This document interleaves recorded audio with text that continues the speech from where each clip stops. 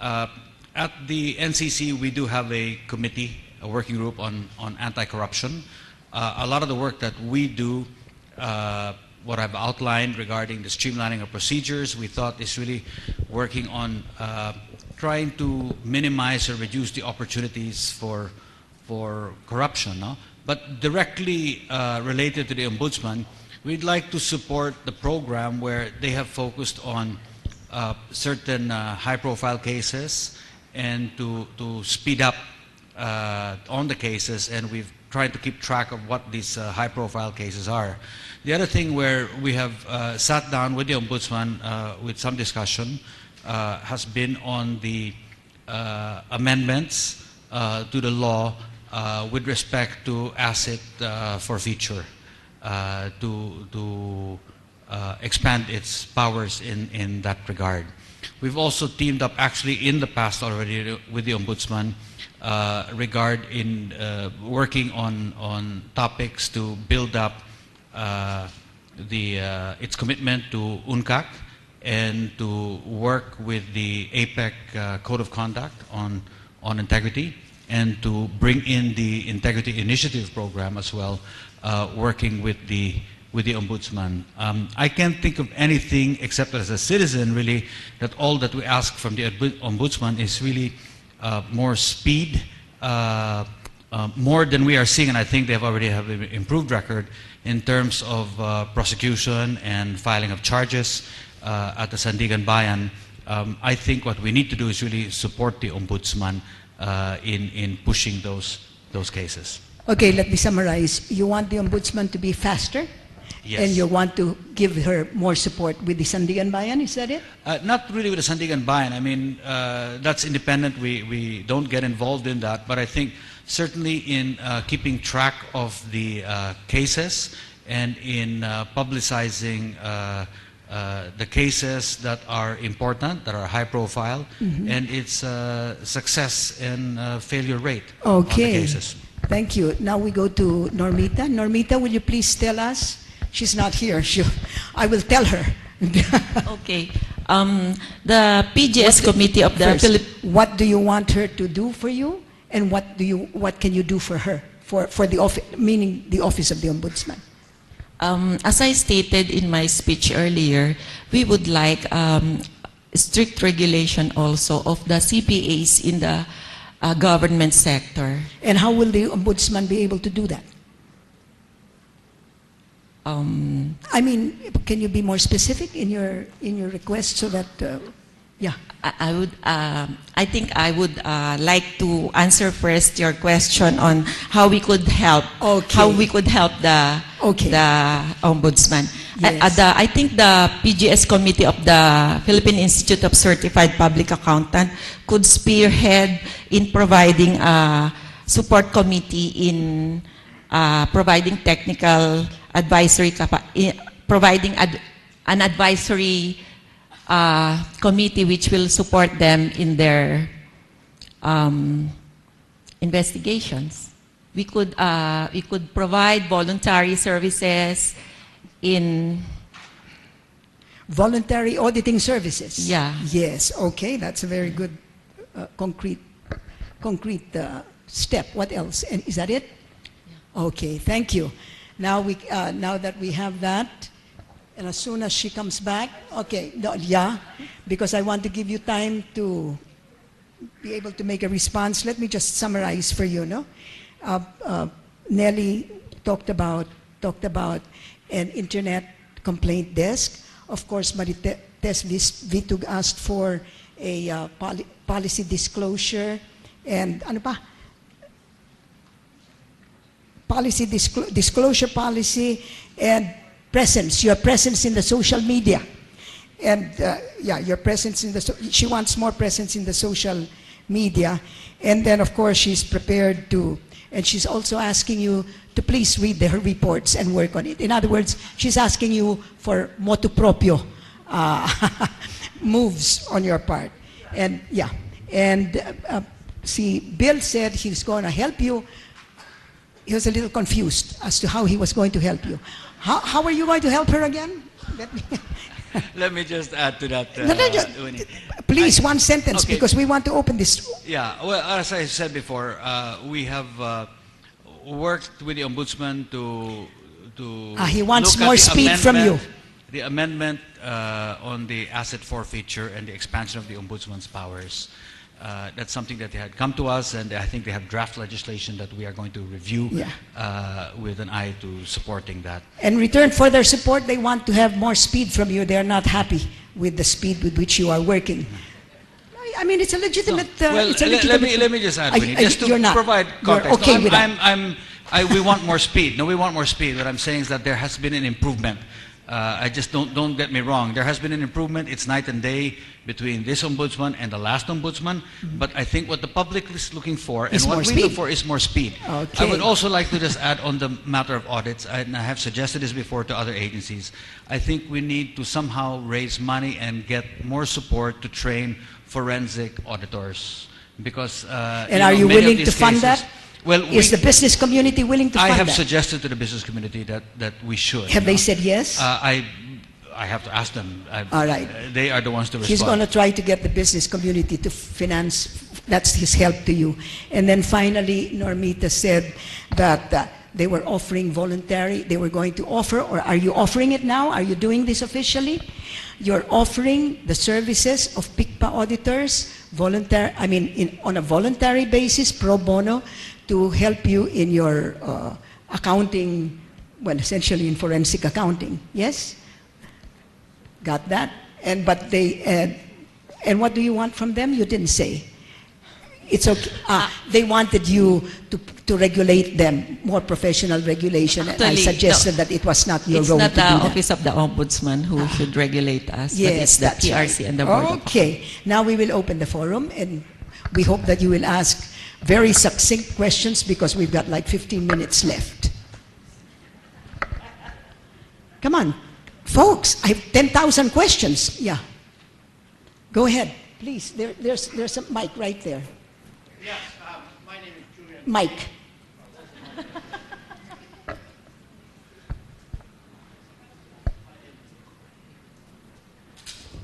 My name is Julian Payne. I'm president of the Canadian Chamber of Commerce. I appreciate all the very useful presentations. What I've observed here is that, frankly, most of the leads for anti-corruption action comes from citizens, and many of them come from whistleblowers from the inside. I think that fundamental to improving the situation is an effective freedom of information law. And I note that there has been no great progress on this over the last 3 years. I think the biggest thing we can do to help the Ombudsman and to help the Secretary of Justice and to help the Supreme Court and to help everybody else is to push for top priority being given to passage of a Freedom of Information Act, so that the people in this room, can see what's happening and then raise this to public attention. I may say that the Joint Foreign Chambers of Commerce have been strongly urging the passage of a Freedom of Information law. Thank you Salamat very po. much, Mr. Payne. No, that was no question, that was a comment, and it's a very good comment. Now, any questions of the panel? I cannot believe that in this room of I don't know how many, there's no questions. No, while you're thinking of a question, I'm going to ask some questions, and I'll start with Bill. Bill, you were talking about the pork barrel, and you had all your suggestions about the way forward, and you mentioned nothing about abolishing the pork barrel. Was that a deliberate omission, or you really want the pork barrel to stay? It's a yes or no, sweetheart. No, really. I mean, because I have other questions to ask. Please think of questions that came up in your mind while the presentations were going on. The abolition of the pork barrel, there's only really one reason why I would want it abolished. I think it has attracted people who are not serious about public service to enter public service because of easy access to the pork barrel. Okay. So that was an omission, that was unintended omission. No, I on purpose did not put it in because for me, the issue is accountability. That if we're focusing on just the abolition of the pork barrel, I think we should be really, I prefer that we look at the accountability on the total public spending. Okay. And people are worked up over abolition, and I hear no talk about prosecution and about accountability and about transparency. We need to tighten the mechanism on 100% of the budget. Not abolishing 1% will not solve the 99%. So both end. It's a both end situation. Yeah. Okay. The only thing is that it attracts people not serious about public service, and you know, Isn't that reason enough? If we eliminated it, I wonder how many people would change their minds about running for office, including the party list. Yes. Including the party list. All right. Okay. Then let's question of Nelly. Any questions from the floor so far? I see Dolly Española there from Transparency International. I see what happened to, yeah. You have any question? Good grief, I would think you would have 10,000 questions.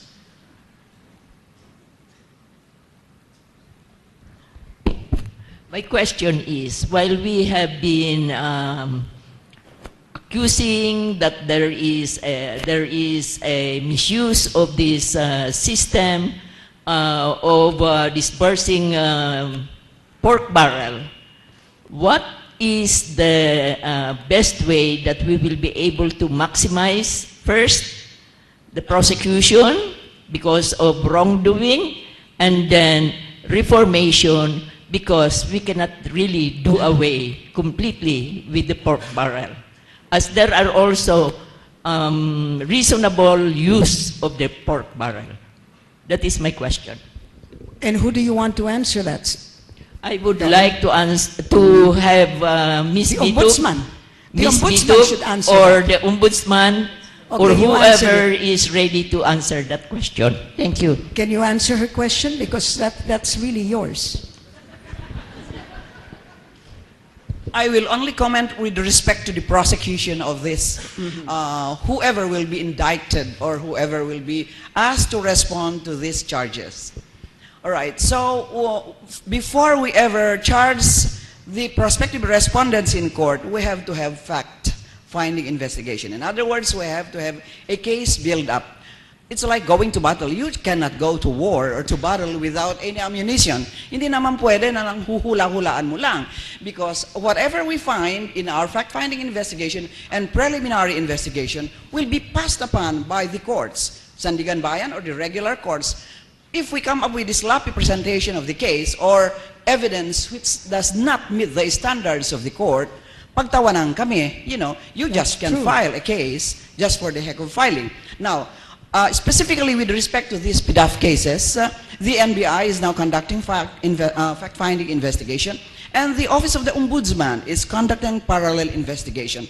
As I have said openly, medyo nahihirapan kami sa fact-finding investigation because we asked for the NBI sworn statements of whistleblower Ben Har. Ang sabi ng NBI, hindi pa nila natapos yung pagkuha ng investigation, ng sworn statement because medyo may dinadagdag pa sila, But, okay, if they are not ready, we tried to contact Ben Har Louis. He said what he will give to the Ombudsman, he has already given to the NBI. And so the Ombudsman decided to subpoena Ben Louis. That's the only way we can ask him to reduce his statements into writing. We have also directed the NBI director to appear before the Ombudsman next week for clarificatory investigation. Otherwise, the perception of the public is that natutulog kami. In fact, during the press conference, one journalist, maybe I don't know if I can call him journalist, said, apparently you started investigating this after the 1 million march. Sabi ko, if you had been reading the papers, you would have known that the Ombudsman constituted a panel of investigators about a day or two after the NBI came out openly about its investigation. I hope I have answered you, Judge Espanyol. Okay. All right. Any questions? Yes, please. Identify.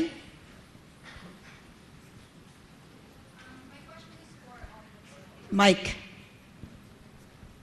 Ombudsman Conchita Carpio Morales. Good morning po. I'm Nina Corpus from ABS-CBN.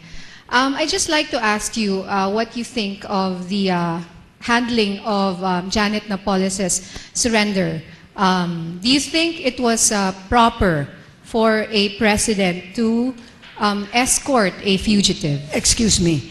That question you must ask her afterwards because that's not relevant to this. Please wait for her Sorry, afterwards and then you can ask her, okay? Okay, thank you, Yeah, ma'am. we're looking for questions with respect to this particular subject matter. Sorry about that, sweetie, but you Yes, can do ma'am, it thank later. you. Yeah. Professor. My question is for the Ombudsman. Yesterday, Identify, please. sorry, I'm Peter Perfecto, Makati Business Club. Yesterday, we met with the Corruption Eradication Commission of Indonesia, and they're bragging of 100% conviction rate. And they said this is because of, one, it can wiretap suspected corrupt officials without a court order. It has been building public support. They have an FOI law. It has an efficient investigation and trial process. Results are out in 60 to 90 days. It can freeze accounts and jail suspects at least 24 hours without a court order. It focuses on 75 high-profile cases every year, and it can investigate everyone except the military. Can we have your comments on Okay. Yeah. I don't like to. All right. Respecting the 100% conviction claimed by the KPK of Indonesia, I don't know. If only one case is filed and it gets convicted, then that's 100%. So probably it is also necessary to determine the number of cases filed and therefore come up with the percentage of conviction. All right. Now, conviction is the move of the courts, okay? And of course, the prosecutors have to be ready to present evidence that merits conviction. But once the case is already filed in court, it's no longer the turf of the ombudsman to see to it that the courts are convinced about the merits of the case. Now, about all the things that you mentioned respecting the system in the ombudsman, that calls for legislation. Yeah. And I cannot ombudsmanly legislate. Okay. Also, Peter, I think you should have asked them. But it's the military that's the most corrupt in Indonesia. So if they're exempted, well, we are better then than that. There's going to be very little problems. We're better than that because we have jurisdiction over the military. Yes. Okay. Other questions? Any other questions? Yes, please. Arca USA.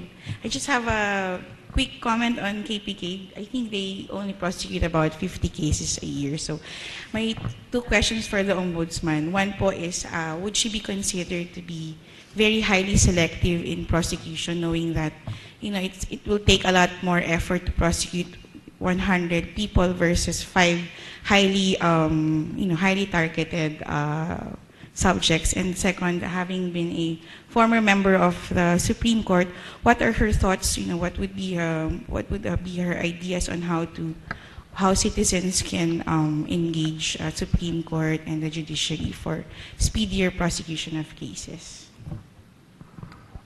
Respecting your last comment or question, I think I'm already out of the court, and it would probably not be proper for me to say something about how they can speed up disposition of cases. But one thing I'd like to emphasize on is judges should be really competent. You know, I can notice that sometimes the delay in the disposition of cases has to do with lack of competence. I mean, it's a personal experience. Kung mahirap if the case is difficult to resolve, you set it aside first and you come up with the easier cases. But before you know it, you forget about the case which you set aside. So probably the JBC, and I have always been very vocal about it, should really see to it that all the best men should join the judiciary. To all events, if the best men have not been recruited, at least they should do something about training or improving the skills of judges. And then again, the Supreme Court, being in charge of the administrative supervision of all courts, should see to it that they themselves should also speed up the disposition of cases pending before them, before they look at the judges over which they have control and supervision. Thank you. Okay, let me try to get back the attention to the panel and ask Nelly. You were talking about small, medium, and micro businesses, and you said that they were vulnerable to corruption, and yet on the other hand, you also said that it was very, very practical for them to condone corruption because it's to their advantage. If that is the case, how, what do you figure the role of small and your micro, small, and medium businesses in halting corruption if you are so vulnerable and you are so willing to participate in it? I mean, didn't you give 2,000 pesos yourself? Yes. No. So you must explain that to the group. No, really, isn't it? We must get some, yeah. Well, as I've said in the presentation, the small business, the small medium enterprises are busy in growing business, and so they would resort to practical measures on how to facilitate the business. So it opens the door for corruption. And so for us, the small business, we want to help in this, in fighting corruption by reporting these unscrupulous public officials. But we also have this fear of reprisal. What will happen to us if we get to, report them and all. So that's why I'm suggesting a sort of internet-based complaint desk for anonymity that we could easily, get to the ombudsman and report these people, and perhaps, the ombudsman can get initiative or could act based on these internet-based complaints. Oh boy, anonymity can give way to an enormous amount of abuse. Sandali lang. Let me just follow that up with a question from you, because here's the small businesses willing to be corrupt or willing to help, to aid the corruptors or the corruptees. The big business, in terms of the big business, you said that the survey showed that 50% of the businesses that you had surveyed showed that they had been approached. But you did not say how many of them gave in. At least Nelly said she gave in. Let's find out how many. Okay, let me backtrack one question, one item first. I just want to correct one thing. When you say they are participants, I don't think everybody is a willing participant. Okay? There are some who are willing participants and some maybe who are just by force of circumstance, because of they're vulnerable. Vulnerable to what? You know that they are vulnerable to delay and to harassment. They're vulnerable to delay and harassment. Anybody who's had to deal with the BIR may have that experience. So why don't they go to the ombudsman? Because, if you're going to go, and the thinking for many people, for many people, Winnie, the thinking for many people is that there is fear of reprisal. There is fear that nothing will happen, that it will take too long, that their businesses will be compromised, so on and so forth. So when people are solicited, in fact, one of the problems we have seen in many of the surveys is that a very, very small percentage will ever report and make a complaint. And this is really one of the biggest problems. And I think that's one of the biggest problems. It is. If we ourselves are afraid, how can we expect better from them? Exactly. So what are you going to do about it, Bill? I'm getting to that, Winnie. I'm getting to that. I think really what we need to do is get people to have the courage to complain. They have to be able to fight back. Okay, let me give you a very specific example. In Makati, where there is tremendous amount of corruption, the businesses, the Makati Business Club, members of the Makati Business Club have been victims of that corruption, and I don't hear a single complaint from them with respect to the people who are corrupting them in government. Now, how can, it's a big problem. They're afraid. Yes? They're afraid of reprisal. Yeah. So maybe the Ombudsman can tell us how we can get up a little bit more courage. Well, the netizens went up and got a lot of courage and went to Luneta, right? And they didn't mind themselves they're taking their pictures, etc., because they said, we're paying our taxes. We want that tax money accounted for. So why don't the Makati Business Class Business People Club do that? And say, we're paying our taxes. Why are we being extorted one apartment for every apartment building we are constructing, etc.? No, this is the time to do it. If we are talking about an integrity caravan and we want the first step. No, I completely agree with you, Winnie. People should get up and complain. If you do not complain and fight back, then nothing will happen. And as I said, an example would be the BIR. I myself, my wife's business, and I have been constantly questioned and examined by the BIR. We have countered them at every step and showed all our documents and put in our complaints. And they have backed off because we challenged them. Oh, you see that. So it is possible. There is success. There is success. So why can't you tell your colleagues in the Makati Business Club? I have told many people that they should. However, there have been cases, Winnie, where there have been entrapment setups for the BIR, where they have not gone to trial, or if they have gone to trial, the person has not been convicted, and now the poor guy who set up the entrapment deal is the one who feels threatened. And what is Makati Business Club doing about this poor guy who is being threatened? He was supported in the beginning many years ago. Now he's not being supported anymore. No, the case has died down and the threat against him is gone. However, he was supported in the past on these cases. Well, as long as he was supported. He was, 2 cases. Question to Marites before we give the floor. Anybody else want a question? Because boy, I got a lot of questions to these people.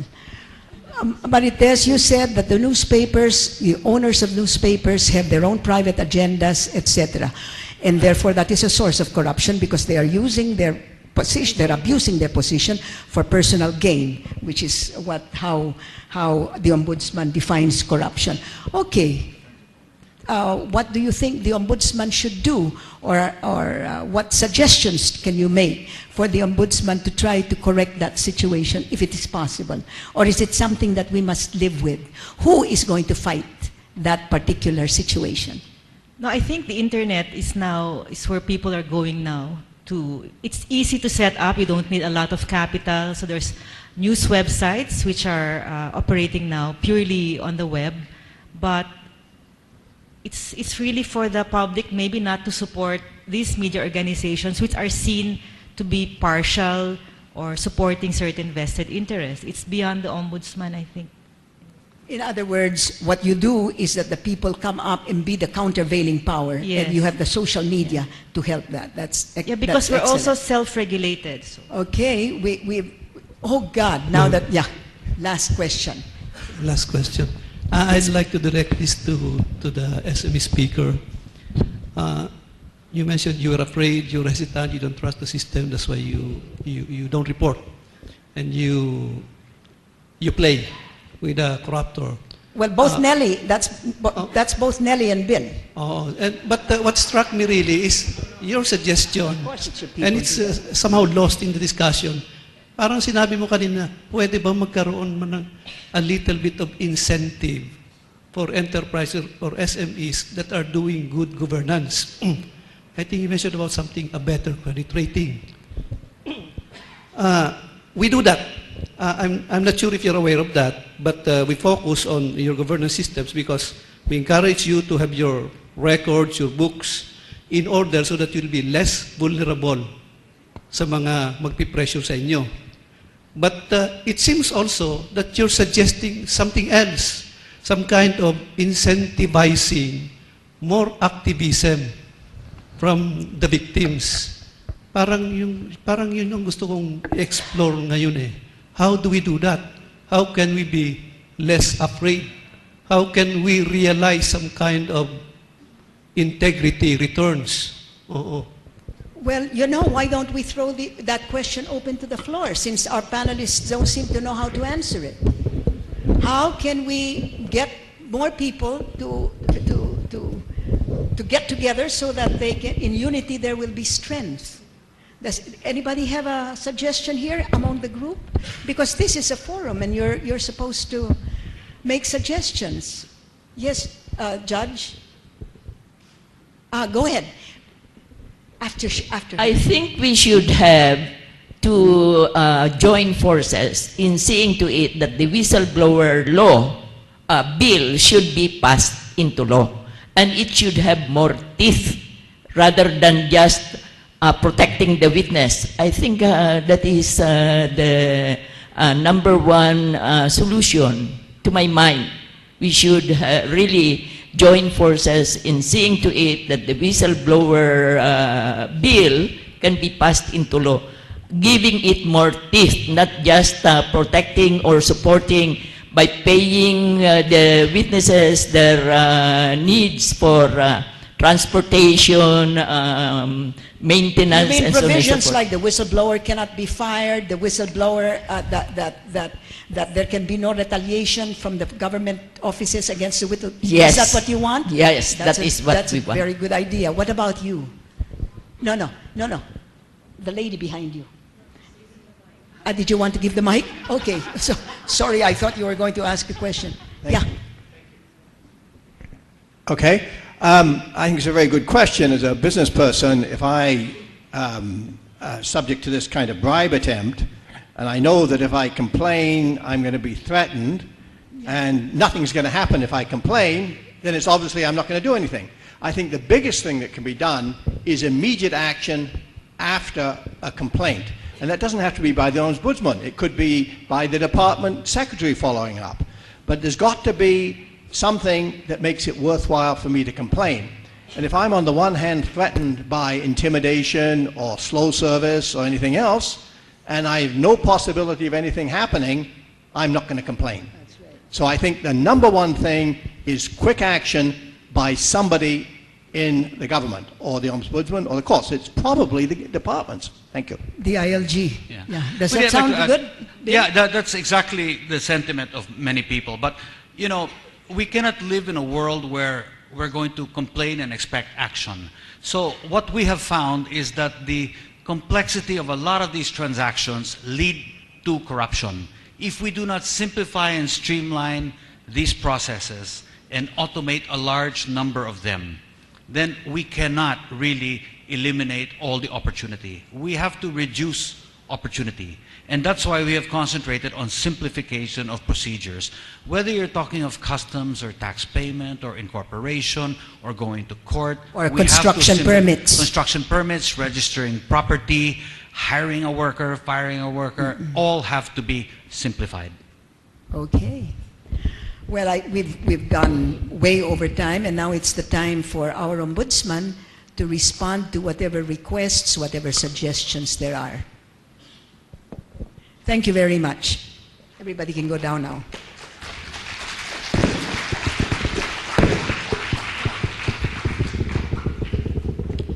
Thank you for such dynamic and lively facilitation of the open forum by our very good, very dear Professor Solita Monsood. And I'd like to thank the resource persons, the speakers today, for the inputs they have been giving us. Now, let me respond to this streamlining of procedures. Yes, we have been trying to, insofar as the Ombudsman is concerned, we have been trying to streamline our procedures. And that is included in our 8-point agenda. And we assure you that, and let me give you a specific example. In order to discourage filing of cases which do not give us leads, you know, we, the ombudsman, can motu proprio conduct investigation on any case. We don't need any complaint in order for the ombudsman to initiate an investigation. But if you have to send the complaints at all, but you do not sign, or you send it anonymously, you have to give us leads. If you do not give us leads, can you imagine, or when all Tom, Dick, and Harry would be sending and saying that this and this is corrupt, but you do not give us leads. So we would devote our time just looking at all this, trailing all these leads, and yet we would be wasting time because there are other more important cases which demand our attention. All right. Now, respecting administrative cases, you do not have to sign. It can be anonymous, but then again, as I said, you have to give us leads. Now, as far as criminal cases are concerned, we expect you to come up with a verified complaint. Hindi naman pwede na sabihin mo, si X is napaka-corrupt. In fact, binigyan ko ng 100 pesos. 100. I am small time, so I said 100 pesos. Pero, hindi naman niya binigay yung pre-namis niya na gagawin. We cannot do that. You have to make your complaint under oath. Because otherwise, everyone will be charging anyone, and yet this respondent faces criminal prosecution. All right. Now, so that answers the streamlining of procedures. With respect to, what was disclosure policy? Yes, our disclosure policy is such that if the case is only undergoing fact-finding investigation, we cannot give you copies of the complaint unless it is absolutely necessary for you to have a copy of the complaint. Only after a preliminary investigation has been conducted that we can probably give results of our investigation, in other words, the resolution or order, to anyone for legitimate purposes, even if this anyone is not a party to the complaint. Now, respecting the, who was it who recommended that you can complain through the website? Yes, we already have that. You check your internet. You can do that. You can complain through the website. But then again, if you have to complain and you don't want to give your name, at least magbigay kayo ng leads. Hindi pwede. Why should you be scared? If you know you have a legitimate complaint, don't be scared. Anything else that I want to?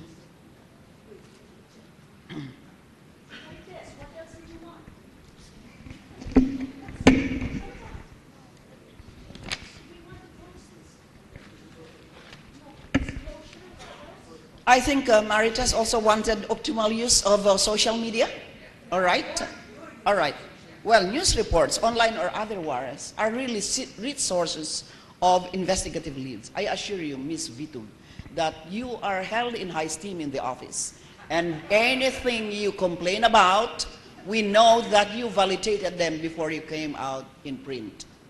I think she wants you to be in social media. Is that not what you wanted? In fact, we intended to pilot that, but you know, we are really studying that in earnest because if I'm in social media, anyone will call me, oh, matanda ka na, mag-resign ka na, you know, all the things, all those.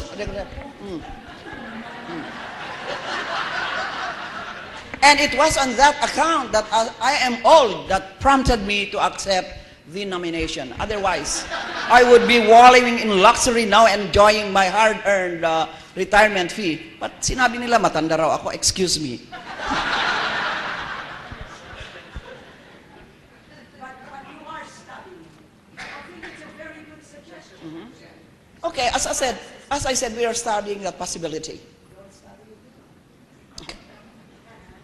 Anything else that you want to?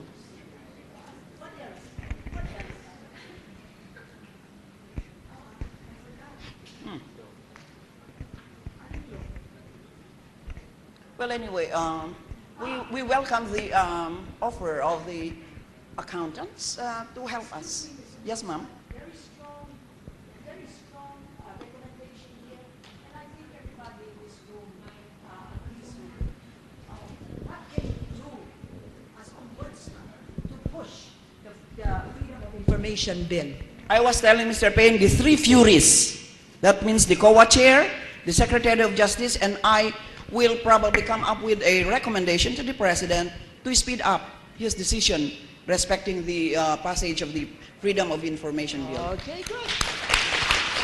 After all, furies do not necessarily intimidate non-criminals. Even we are after criminals, but even non-criminals can be asked to comply with things that we think should help in the disposition of corruption cases.